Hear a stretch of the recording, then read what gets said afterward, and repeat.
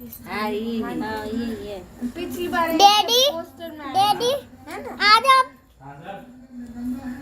अरे एक जो है दो पढ़नी चाहिए। जो मारो साड़ी जमेंगे आओ इतने से लेके जी पढ़ देंगे पूरा सीखो दो पढ़। बन जाएगा ना जल्दी पढ़ो तो अरे देर लगी तो आजा। प्राचीन काल में एक करवा नाम की स्त्री महान पतिव्रता थी जो अपने पति के साथ नदी के किनारे एक गांव में रहती थी। एक दिन उसका पति नदी में स्नान करने को गया। देव योग से स्नान करते समय वहां एक मगर ने उसका पैर पकड़ लिया। तब वह मनुष्य करवा करवा करके अपनी पत्नी को चिल्ला चिल्लाकर पुकारने लगा। अपनी पत्नी की आवाज़ सुनकर उसकी पतिव्रता स्त्री करवा भागी हुई चली आई और उस पतिव्रता ने आते ही मगर को बच्चे सूत के धागे से बांध दिया।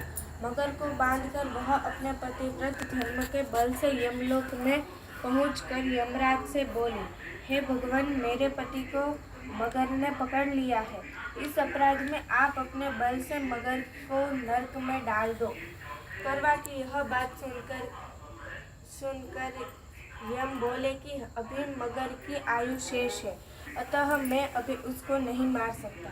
यमराज की बात सुनकर करवा बोली, यदि आप ऐसा नहीं करोगे तो बीच में नहीं बोलो। शायद वो गद्दा पे हुई है। जब पिछला वो वाले लाइट गद्दा चली पे। गई ना। रुको। गद्दे को डालो बोलने लगे, यदि आप ऐसा नहीं करोगे तो आपको श्राप देकर नष्ट कर दूंगी। करवा की यह बात सुनकर यमराज क्रोधित हो गया। अनंतः उस पतिव्रता के साथ जाकर उस मगर को यमलोक को बैठा दिया और उसके पति को दीर्घायु होने का आशीर्वाद दिया। उसी दिन से ये करवा चौथ मनाई जाती है और व्रत रखा जाता है। ये करवा माता, जैसे तुमने अपने पति की रक्षा की, ऐसे ही सबके पतियों की रक्षा करना। और एक और पढ़ देनी चाहिए। बस ये बस ये मस्त ये वाली उज्जमन, उज्जमन नहीं दोनों हो गई क्या अभी? ये नीचे की भी आ गई उसमें। अब देखो ये एक भी दोनों आ दूसरी गए। पढ़ रही थी। जा वाली पढ़ो ये बुढ़िया वाली। मुझे नहीं मिल रहा है। कोठा ले बेटा कहाँ रखी कल पढ़ा तो रखने दी थे फिर। हाँ, थक गया। किनवारा? अंकल आपने ये पूरा मैंने ऊपर मारा। भी नहीं जाना पड़ा, हाँ। इधर सब लाइट भी है। पे एक बार लाइट चली गई थी। कितनी बार जाती थी? वाह। सही नहीं है कल घर भगवान साफ के पास है। एक बार सब कुछ सब घर का आ गया, सब मिल गया। भूल चूक माफ करियो ये तुम्हारा तो मैंने पहले बोल दिया कि माफ कर सकते मिल गई? रख दे। दो। ये वही करो मत। पढ़ो लो पढ़ो दीदी, चलो आगे करवाते हैं। आप रखो। एक अंधी बुढ़िया थी। उसका एक लड़का और लड़के की बहू थी। वो बहुत गरीब था। वह अंधी बुढ़िया नित्य प्रति गणेश जी की पूजा किया करती थी। गणेश जी साक्षात सम्मुख आकर कहते थे कि बुढ़िया, माई तुझे जो चाहे सो मांग ले। बुढ़िया कहती, मुझे मांगना नहीं आता, सो कैसे और क्या मांगूं? तब गणेश जी बोले कि अपने बहू बेटे से पूछकर मांग ले। तब बुढ़िया ने अपने पुत्र और बहू से पूछा तो बेटा बोला कि धन मांग ले और बहू ने कहा कि नाती मांग ले।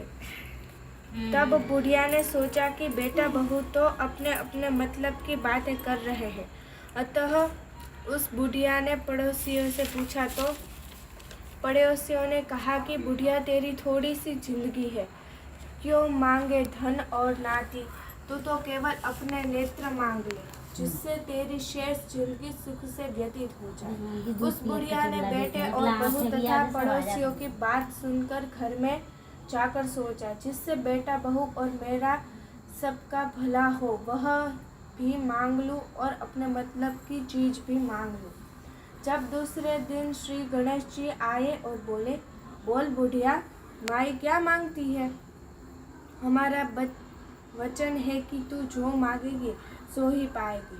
गणेश जी के वचन सुनकर बुढ़िया बोली, हे गणराज, यदि आप मुझ पर प्रसन्न है तो मुझे 9 करोड़ की माया दे, निरोगी काया दे, अमर सुहाग दे, आँखों में प्रकाश दे, नाती पोता दे और समस्त परिवार को नहीं सुख दे रहते नहीं हो तो पूजा तो और होती है। अंततः में मोक्ष दे।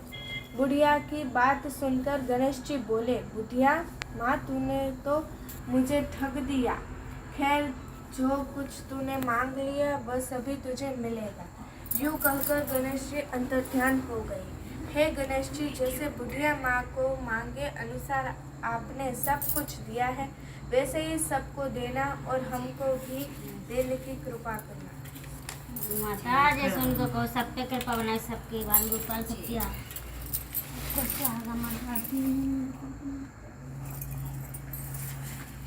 हो गया?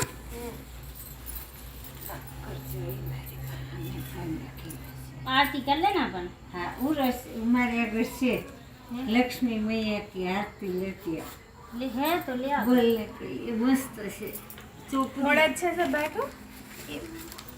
इसमें कर ले, इसी में कर